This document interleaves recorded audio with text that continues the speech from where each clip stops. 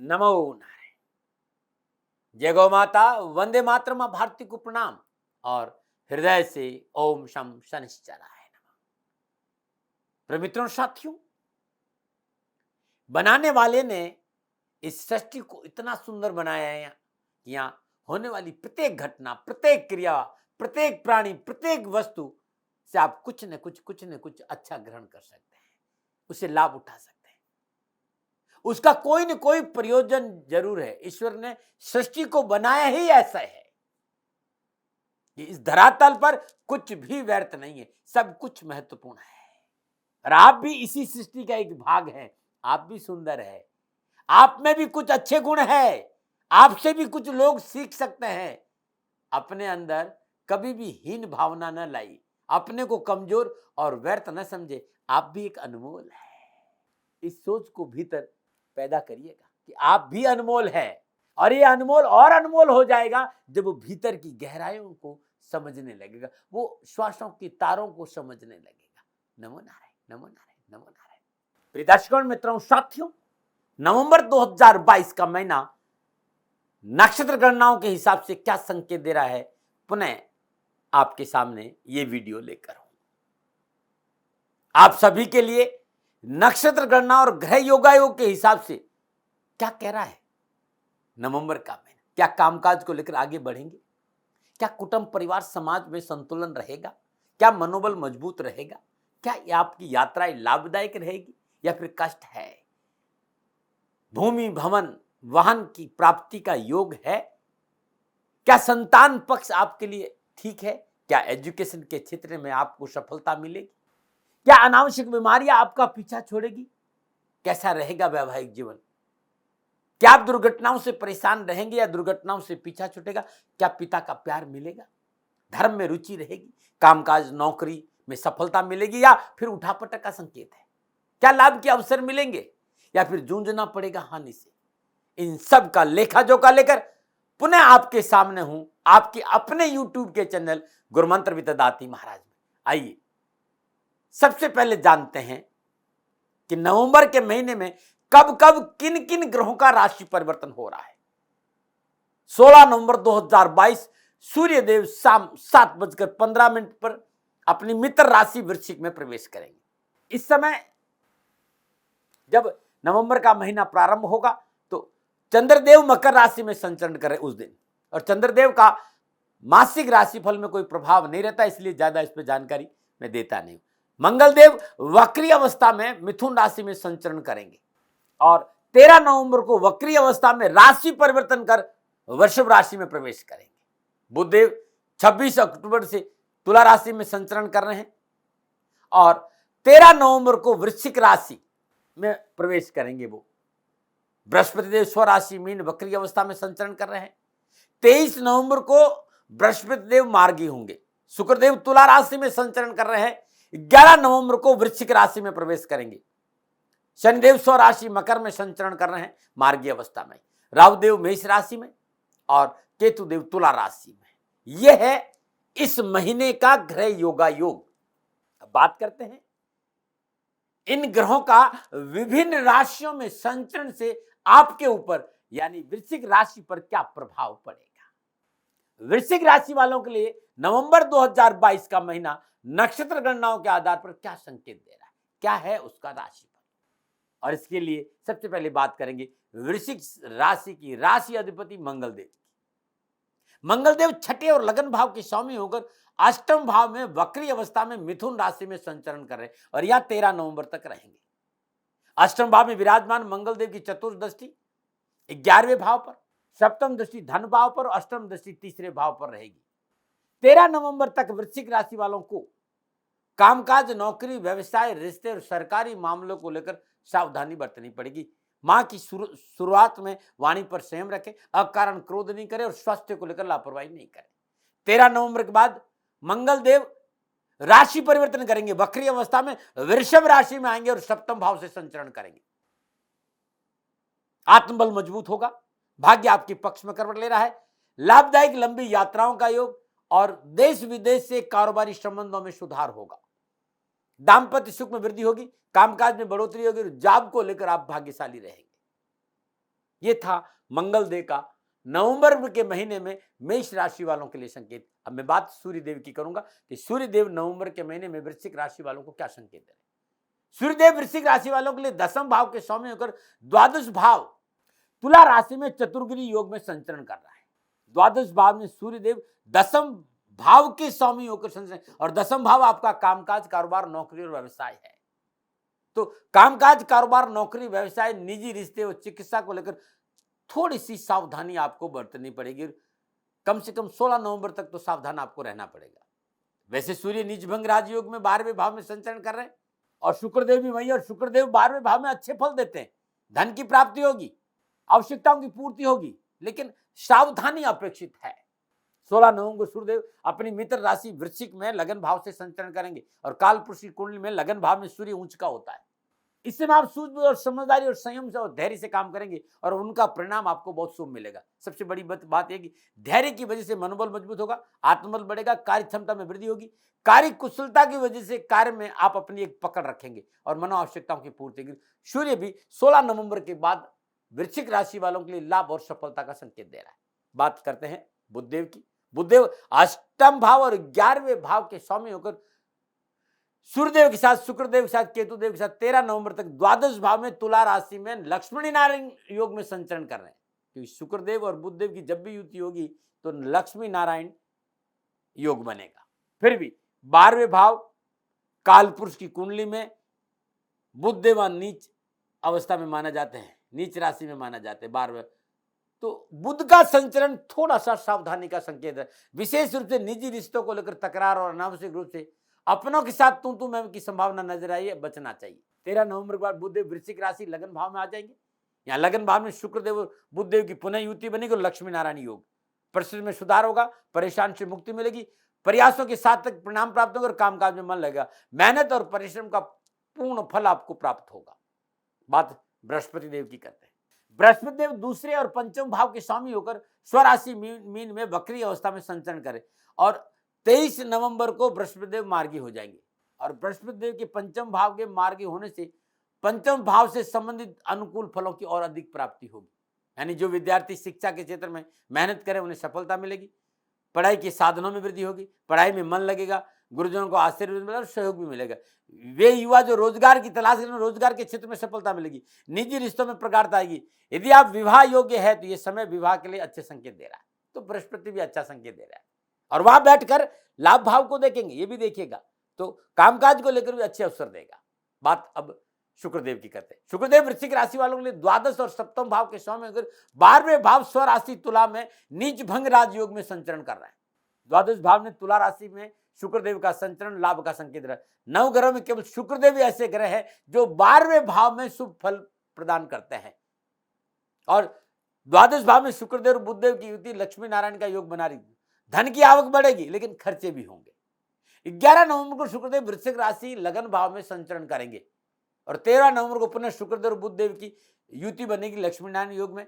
तो लगन भाव में इसलिए शुक्रदेव मान सम्मान यश में वृद्धि करेंगे, कामकाज कारोबार में अच्छे अवसर प्रदान करेंगे, धन वृद्धि के साधन बनेंगे। साथ ही शुक्रदेव की सप्तम भाव पर दृष्टि आपके लिए पारिवारिक मसलों में स्थिरता लेकर आएगी, कुटुंब परिवार का अच्छा सहयोग मिलेगा, वैवाहिक जीवन में अनुकूलता बनेगी, साझेदारी के कार्य में अच्छे मौके मिलेंगे।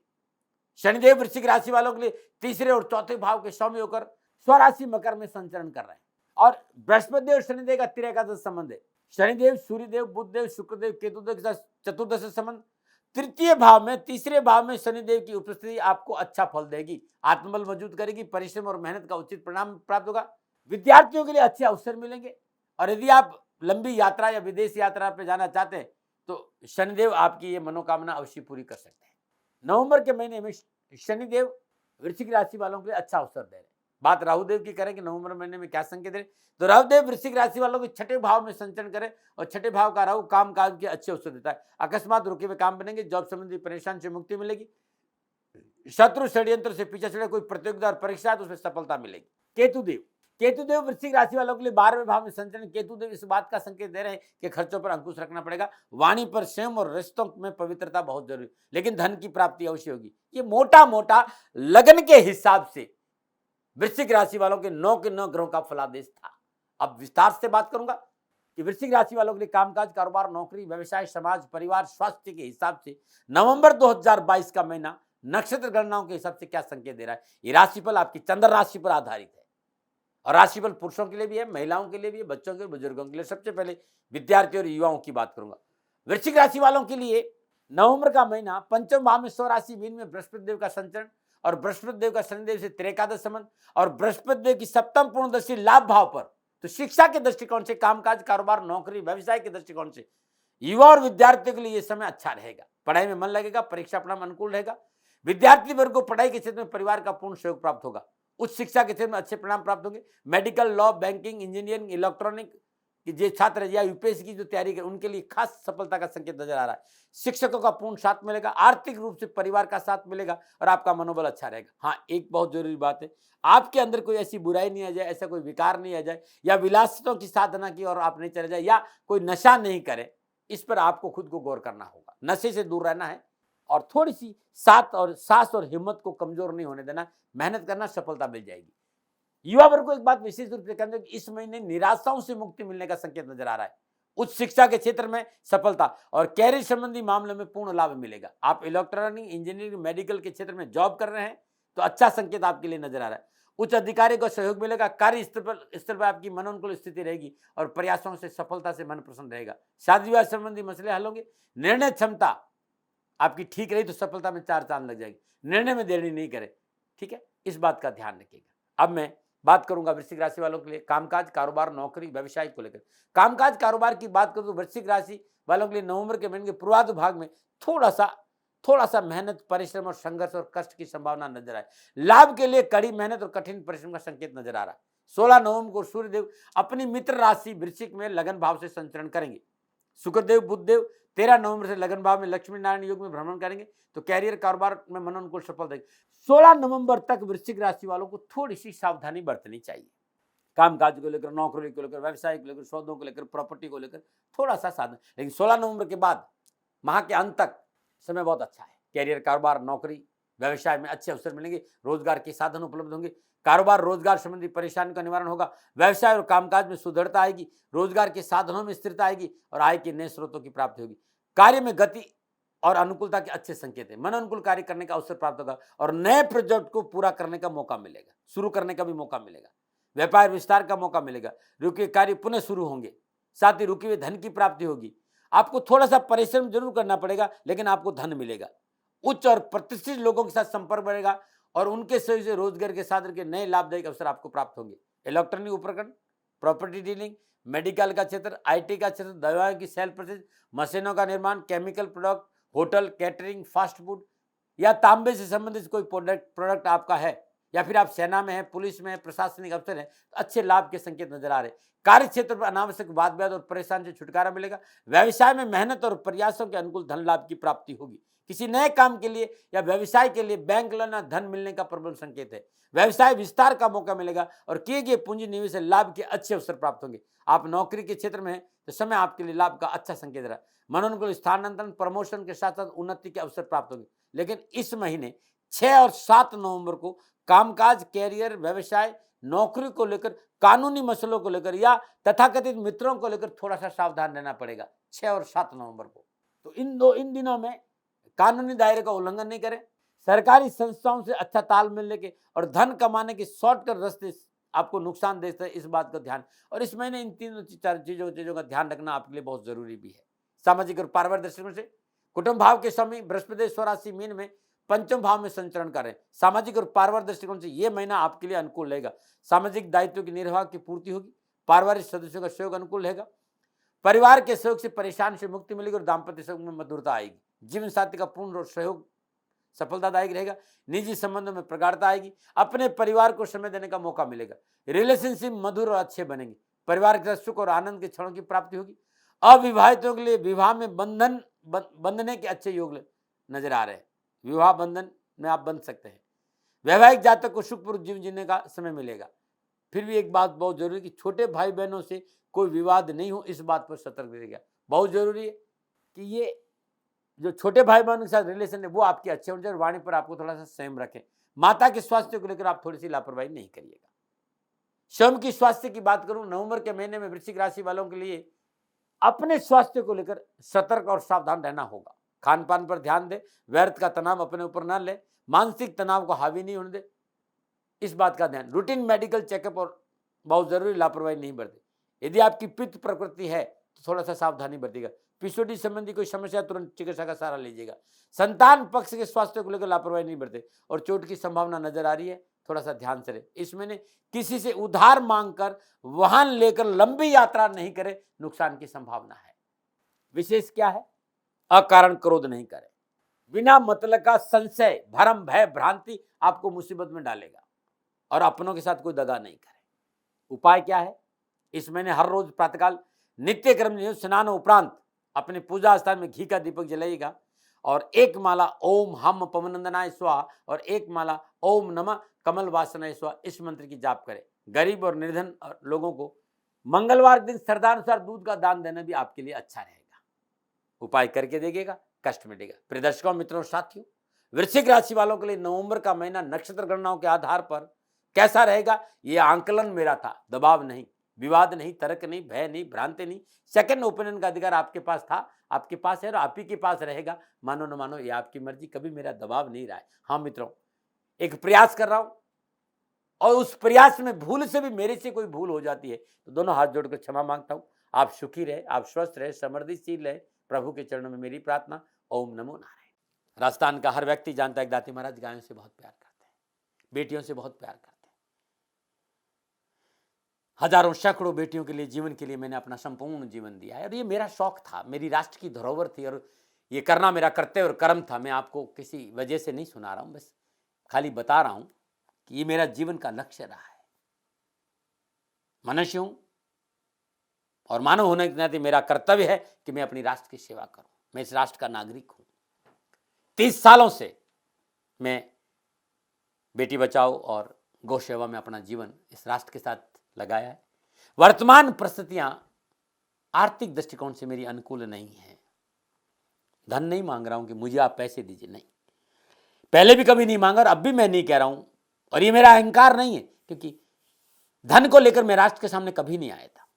हमेशा मैंने एक आख साहब सेवा करी। आप, मैं भी सेवा करता हूं, आप भी सेवा करें। धन नहीं चाहिए, लेकिन वर्तमान में जो आर्थिक परिस्थिति हैं वो मेरे को ये कहने के लिए मजबूर कर रही है कि सन्निधान गौशाला की गायें दुखी नहीं रहे, इसके लिए मुझे आपका सहयोग चाहिए।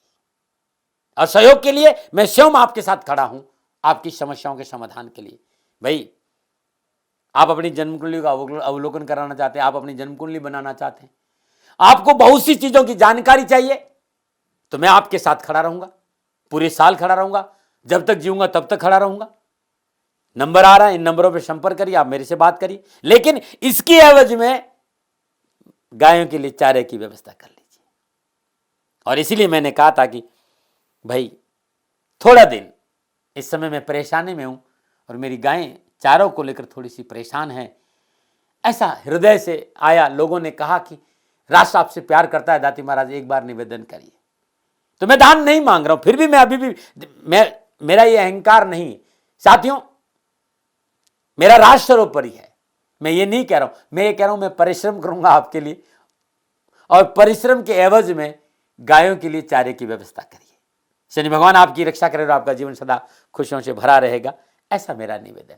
और वे लोग जो सक्षम है, सामर्थ्यवान है और जिन्हें दाती महाराज के ज्योतिषीय समाधान की आवश्यकता नहीं, तो उनको मेरा प्रणाम। क्योंकि बहुत से लोगों को मैंने देखा है पिछले एक महीने में, लगभग 20 से 25-50 लोग ऐसे भी हैं जिन्होंने सन्निधान गौशाला में 2100 रुपया चारा कर दिया है। मैं उन सब के प्रति अपना आभार प्रकट करता हूं और ये सहयोग मैं जीवन भर याद रखूंगा। मित्रों, समय ऐसा है कि मेरी परिस्थिति आर्थिक दृष्टिकोण से अनुकूल संकेत नहीं दे रही है, इसलिए मैंने राष्ट्र से कहा कि सन्निधान गौशाला में परेशानी नहीं चाहिए। सरकार सपोर्ट कर रही है, अपनी सीमाओं में रहते हुए जो सरकार करती है, लेकिन उससे पूरा नहीं पड़ता है, ये आप भी जानते हैं। शासन की अपनी एक सीमा है और अपनी मर्यादा है और शासन के पास और बहुत से काम है। लेकिन फिर भी मैं आप सभी का धन्यवाद देते हुए हृदय से पुनः एक बार निवेदन करना चाहता हूं कि आपको लगता है कि दाती महाराज के साथ सन्निधान गौशाला में खड़ा रहना है, तो नंबर है, जरूर सहयोग करें। मेरा कोई दबाव नहीं है, प्रार्थना थी। ओम नमो नारायण। ओम नमो।